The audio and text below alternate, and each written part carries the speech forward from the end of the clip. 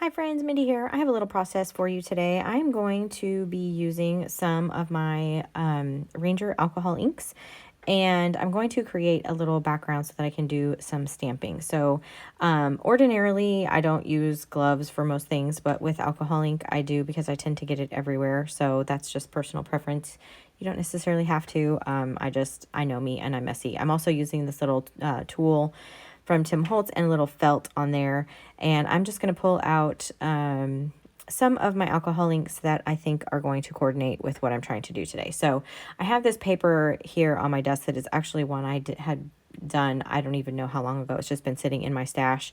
And so these colors are they coordinate with the current By the Well for God devotional kit. And so I want to create a background that I can do some stamping on from some of the images from that kit. And this was part of my 100-day project, was to use up some things in my stash or some things that I just haven't used in a while. And my alcohol inks are one of those things. And they're really a lot of fun. So I don't know why I don't get them out more often, but I used to use them all the time when I did a lot more mixed media art. And so I've had them forever. They kind of just have sat in my stash for a long time. So I am working on, like I said, this is white Yupo paper. I'm going in with some ink on my little felt there. I think I used 3 or 4 different colors. And then I added some of the ink blending solution on top of that. And that just kind of helps it when you're putting it onto the paper. It just kind of models it all together. So you can do this also on glossy cardstock if you have some of that. You can do this on transparency. You can do this on acetate. I have Yupo, so that's what I'm going to be using. You can also use isopropyl rubbing alcohol.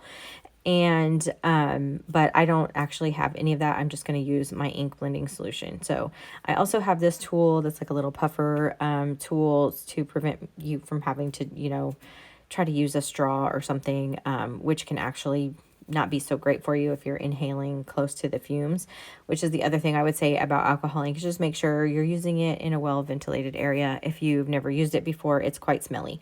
So if you can have a fan on or something, especially if you're really sensitive to smells, I would suggest having some kind of extra ventilation, because it can get overwhelming depending on how long you're working with it or whatever. So, and how sensitive you are. But, so I'm just going through here. You can see like what was on the page already is going to continue to move if I add that ink blending solution on top of it.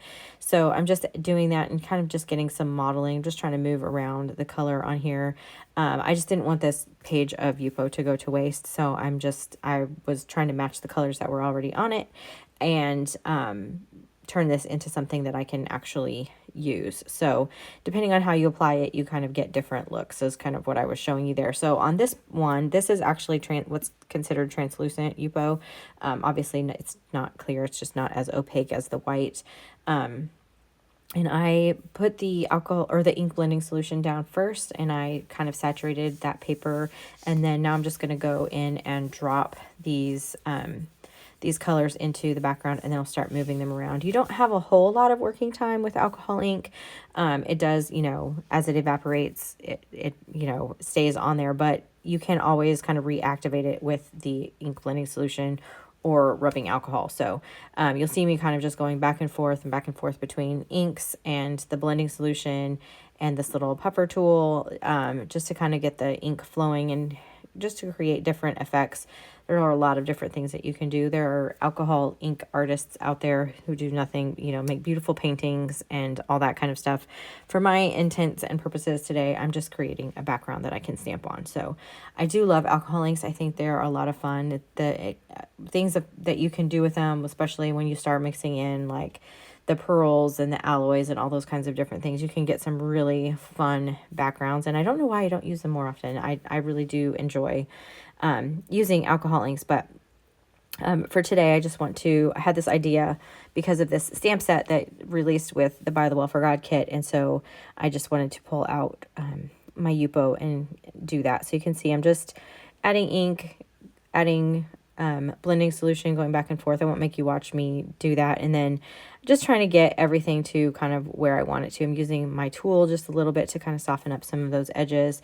Then I'll come back in here and add some more blending solution in some places where it's kind of, you know, gotten a little bit muddy or real dark, just to kind of move some of that color out of there. And then I'll just keep working with this until I get it to the place that I want. And then what happens sometimes whenever you have like a heavy saturation of the ink and it evaporates, is it can kind of leave a sticky residue there. So what I'm doing is I'm actually just taking, this is some heat foil from like We Are Memory Keepers that you use with the little tools. And I'm just laying it over the top, and it's going to stick to all the little sticky parts on there. It's just kind of one quick solution to that problem.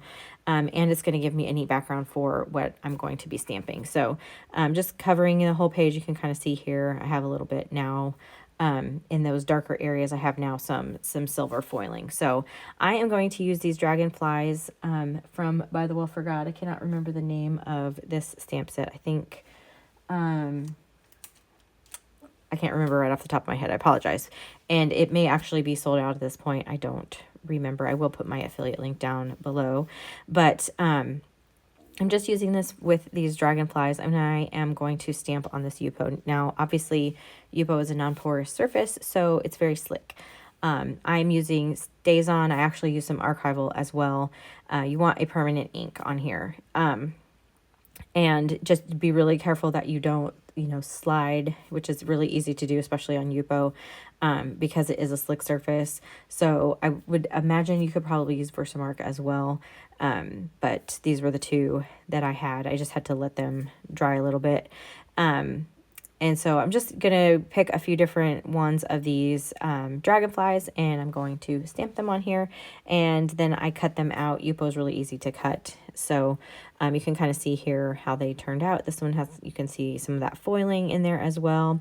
And then I'm trying to get a good picture for you here. It's really dark where my craft desk is. So I'm trying to catch the light as much as I can, but I just cut those out. And then I also used the Dahlia stamp and did that from that first page that was where it was just a little bit more muted, just so you could kind of see how that looks as well.